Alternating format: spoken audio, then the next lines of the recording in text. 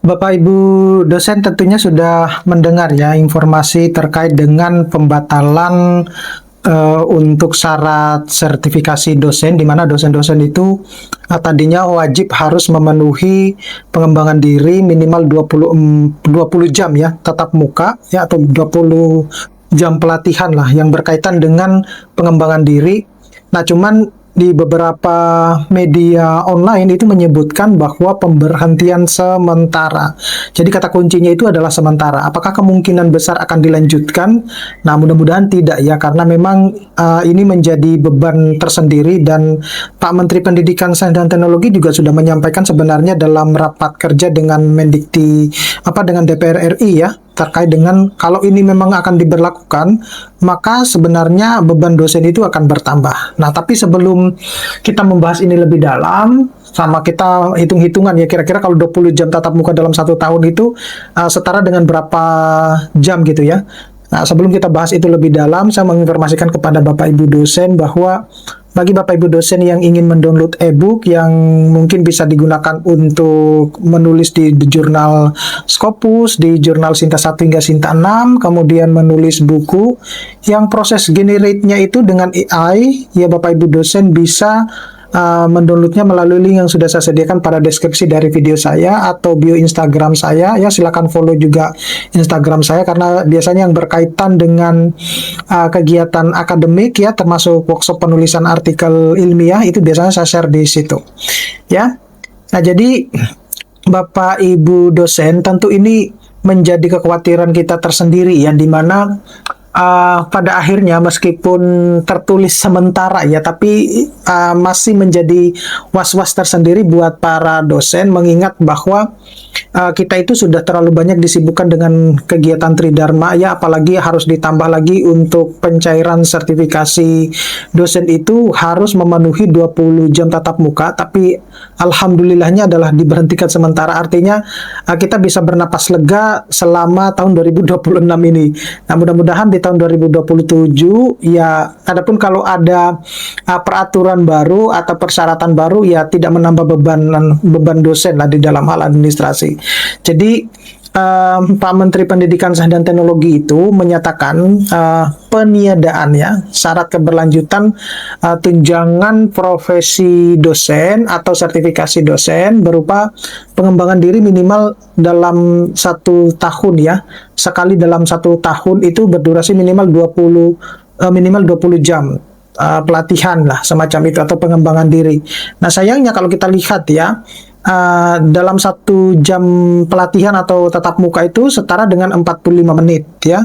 Nah, jika dikalikan 20 jam pelajaran atau jam pelatihan, maka durasinya itu bisa mencapai kurang lebih 900 menit ya, atau 15 jam lah, seperti itu. Jadi Bapak Ibu dosen bisa berpikir ya, selama 1 tahun itu Bapak Ibu dosen harus mengumpulkan kurang lebih 15 jam pelatihan, dan itu tidak mudah sebenarnya, apalagi kalau kita harus menguras finansial kita pribadi untuk mengikuti pelatihan-pelatihan. Dan ada kemarin yang banyak berkomentar bahwa ada yang berkomentar di Instagram saya itu, banyak yang berkomentar terkait dengan pelatihan itu, ada yang berjuta-juta, iya memang ya, ada juga yang beratusan ribu, dan itu kalaupun diikuti ya, 1 kali pelatihan itu kan maksimal mungkin cuma 3 jam yang tertulis di sertifikat kita ya, semacam itu. Nah, bagaimana dengan yang sebagai narasumber? Nah, itu juga semestinya harus ada perhitungan ya, tetapi Prof. Brian itu menjelaskan bahwa ketentuan terbaru terkait dengan penyediaan syarat 20 jam pelatihan atau jam tatap muka itu merespon masukan yang sebenarnya diterima oleh Kemendikti Saintek dan evaluasi pihaknya ya. Jadi pihak kementerian sebenarnya itu mencermati dosen yang menerima serdos sekitar 143.000 ya. Jadi kalau harus membuat ada kegiatan yang pengembangan diri yang 20 jam itu dalam 1 tahun, rasanya sangat berat ya. Nah, jadi Pak Menteri kebetulan itu sudah mengevaluasi dan sudah disampaikan ya melalui forum bahwa untuk kegiatan tersebut ditiadakan dulu ya, sampai nanti hasil kajian dikeluarkan bentuknya seperti apa gitu ya. Jadi mudah-mudahan kalaupun ada pengembangan diri itu tidak sampai 20 jam lah. Masa dosen itu disamakan dengan guru ya. Bahkan guru-guru sendiri untuk 24 jam tatap muka itu juga mereka juga kewalahan gitu, dan ketika itu tidak tercapai maka konsekuensinya adalah sertifikasi gurunya tidak dicairkan. Nah, itu kalau misalnya berlaku juga ke dosen ya, 20 jam tatap muka itu atau jam pelatihan itu, maka besar kemungkinan kita juga tidak akan dicairkan sertifikasi dosennya ya. Apalagi kalau misalnya contoh misalnya kita sudah memenuhi tridharma yang lain seperti mengajar, kemudian sudah berhasil publikasi dan lain sebagainya, tapi kendalanya adalah di 20 jam tatap muka ini atau 20 jam pelatihan, maka itu juga akan berisiko bahwa kita tidak akan menerima tunjangan ya sertifikasi dosennya. Jadi untuk sesuai dengan masukan dari Bapak Ibu dosen, maka sekali lagi itu disampaikan ya, yang disampaikan oleh kementerian bahwa kegiatan pengembangan diri yang nantinya harus menjadi syarat itu tidak sepenuhnya akan ditiadakan ya, tidak sepenuhnya, tapi pasti ada gitu. Nah, untuk syarat 20 jam pelatihan dalam setahun itu sebenarnya sudah dituangkan dalam peraturan ya Kemendikbudristek nomor 135/M/Cap tahun 2026 tanggal 26 Mei ya 2026 tentang petunjuk teknis sertifikasi pendidik untuk dosen. Nah, dosen yang telah mempunyai sertifikasi pendidik untuk dosen itu harus selalu melakukan pengembangan diri agar selalu relevan dengan kebutuhan tugas dan tanggung jawab sebagai dosen. Nah, sebenarnya dosen-dosen itu tanpa harus diperintah ya, tanpa harus diperintah harus mengikuti pengembangan diri, maka secara otomatis sebenarnya mereka itu mau mencari untuk pengembangan diri. Apalagi misalnya mereka sudah ditugaskan katakanlah oleh universitasnya sendiri ya, diberi tugas untuk mengikuti pelatihan A, pelatihan B, pelatihan C, maka secara sebenarnya tidak perlu harus ada peraturan bahwa dosen harus mengikuti pengembangan diri. Meskipun sebenarnya ya di dalam kebijakan untuk kenaikan jabatan akademik dosen itu juga sebenarnya kalau kita punya sertifikat pengembangan diri kan juga ada poinnya. Jadi secara otomatis itu dosen pasti akan melakukan pengembangan diri karena itu satu sertifikatnya juga bisa dipakai untuk kenaikan jabatan akademik dosen, yang satu ya untuk hal-hal yang lain seperti itu. Nah, ini yang menjadi kesenjangan ya di antara Bapak Ibu dosen sendiri karena merasa bahwa ngapain sih harus kayak seakan-akan diperintah gitu ya. Gitu. Jadi pengembangan diri yang dimaksud dapat dilakukan melalui berbagai program sebenarnya pelatihan, baik daring maupun luring ya, minimal 1 kali setahun dengan berdurasi minimal 20 jam pelatihan ya. Jadi dalam hal ini dosen tersebut itu juga dapat menggunakan modul digital atau massive open online course ya, seperti itu.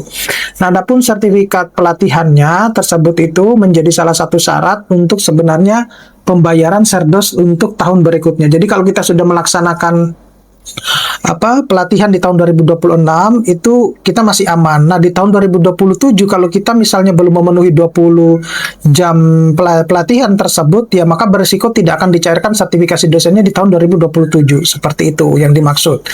Nah, kalau kita berbicara terkait dengan beban dosen, jadi pada raker yang memang dilakukan dengan Komisi 10 DPR RI dengan Kemendikbudristek, Wakil Ketua Komisi DPR RI itu sebelumnya menyoroti beban dosen untuk memenuhi syarat keberlanjutan tunjangan profesi dosen atau serdos tersebut. Nah, Wakil DPR RI tersebut itu terutama untuk lebih menyoroti sebenarnya kasus yang ada pada dosen-dosen yang ada di PTS ya, terutama di PTS, di mana mereka harus mengeluarkan biaya pribadi ya sekitar ya paling minim 2 juta ya untuk mengikuti pelatihan pengembangan di berbagai syarat untuk keberlanjutan serdos, apalagi kalau mau mempublikasikan artikel ilmiahnya semacam itu. Jadi sudah digaji kecil, kemudian harus mengikuti pelatihan sendiri yang mengambil dari dana pribadi. Nah, itu menjadi pemikiran para dosen tersendiri gitu. Jadi dinyatakan bahwa dosen yang telah mempunyai sertifikat pendidik itu harus melakukan pengembangan diri minimal 20 jam pelatihan ya dalam 1 tahun. Nah, pernyataan ini tuh yang membiayai itu siapa sebenarnya? Itu yang disampaikan oleh Wakil DPR RI. Nah, beliau menilai bahwa pembiayaan peningkatan kualitas sumber daya manusia dosen itu tidak seharusnya sepenuhnya dibebankan kepada individu dosen ya, tetapi pemerintah menurutnya itu perlu memberikan dukungan lewat penggunaan anggaran pendidikan, terutama bagi dosen dengan penghasilan terbatas.